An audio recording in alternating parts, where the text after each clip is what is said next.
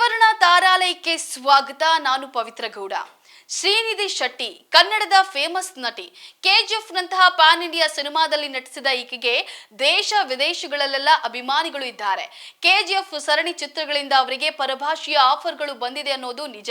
ಅವರು ಅಲ್ಲಿ ಸಿನಿಮಾ ಮಾಡ್ತಿದ್ದಾರೆ ಅನ್ನೋದು ಕೂಡ ನಿಜ. ಆದರೆ ಪರಭಾಷೆಗಳ ಸಿನಿಮಾ ಮಾಡಿದ್ರು ತಮ್ಮ ತಾಯಿ ಭಾಷೆಯ ಮೇಲಿನ ಒಲವು ಕಿಂಚಿತ್ತೂ ಕಮ್ಮಿ ಆಗಿಲ್ಲ.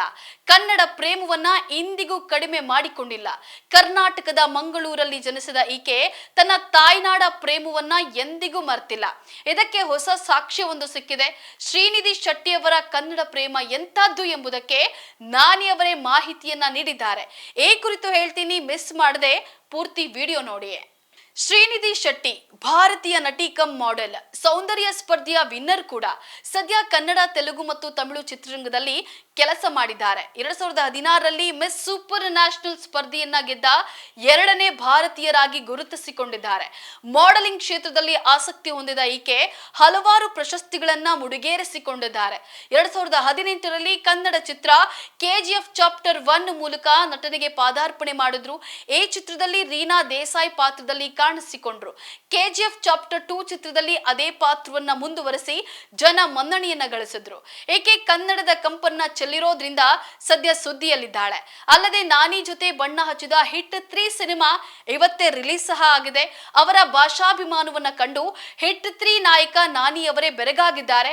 ಈ ಕುರಿತು ಸಮಾರಂಭವೊಂದರಲ್ಲಿ ಹೇಳಿಕೊಂಡಿದ್ದಾರೆ. ನಾನಿ ಹಾಗೂ ಶ್ರೀನಿಧಿ ಶೆಟ್ಟಿ ಅವರು ಒಟ್ಟಾಗಿ ಹಿಟ್ 3 ಸಿನಿಮಾದಲ್ಲಿ ನಟಿಸಿದ್ದಾರೆ.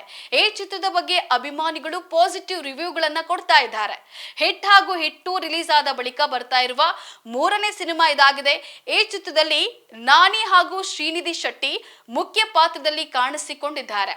ಇದು ಪ್ಯಾನ್ ಇಂಡಿಯಾ ಸಿನಿಮಾ, ಹೀಗಾಗಿ ಕನ್ನಡದಲ್ಲೂ ಈ ಚಿತ್ರ ಡಬ್ ಆಗಿ ರಿಲೀಸ್ ಆಗಿದೆ. ಈ ಚಿತ್ರದಲ್ಲಿನ ಕನ್ನಡ ವರ್ಷನ್ಗೆ ಶ್ರೀನಿಧಿ ಶೆಟ್ಟಿ ಅವರೇ ಡಬ್ ಮಾಡಿದ್ದಾರೆ. ಈ ವಿಚಾರವನ್ನ ನಾನಿ ರಿವೀಲ್ ಮಾಡಿದ್ದಾರೆ.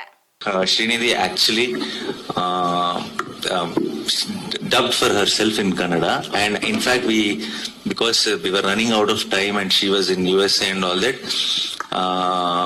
she dubbed for Telugu.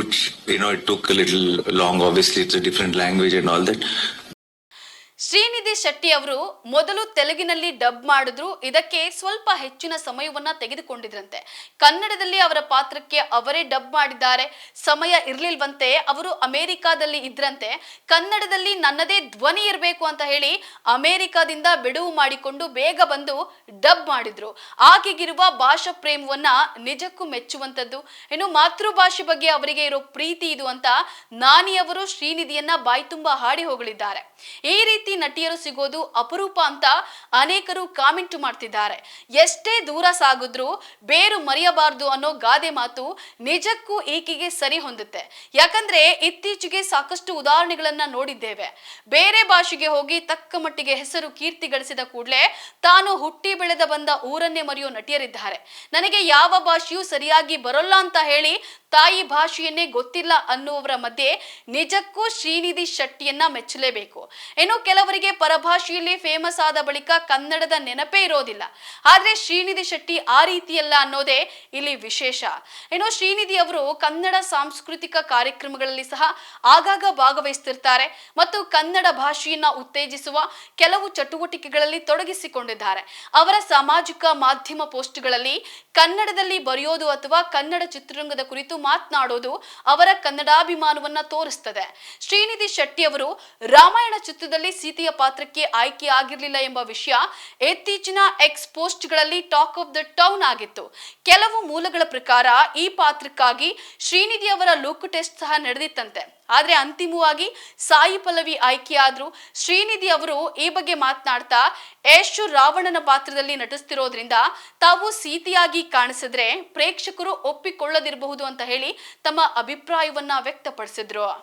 ಒಟ್ಟಾರೆ ಶ್ರೀನಿಧಿ ಶೆಟ್ಟಿಯವರ ಕನ್ನಡಾಭಿಮಾನವು ಅವರ ಕನ್ನಡ ಚಿತ್ರರಂಗದ ಆರಂಭ, ಕನ್ನಡ ಭಾಷೆಯ ಮೇಲಿನ ಪ್ರೀತಿ ಮತ್ತು ಕರ್ನಾಟಕದ ಸಂಸ್ಕೃತಿಯ ಬಗೆಗಿನ ಗೌರವವನ್ನ ನಾವು ನೋಡಬಹುದಾಗಿದೆ. ಇದು ಸದಾ ಹೀಗೆ ಇರಲಿ ಅನ್ನೋದೇ ನಮ್ಮ ವಾಹಿನಿಯ ಆಶಯ.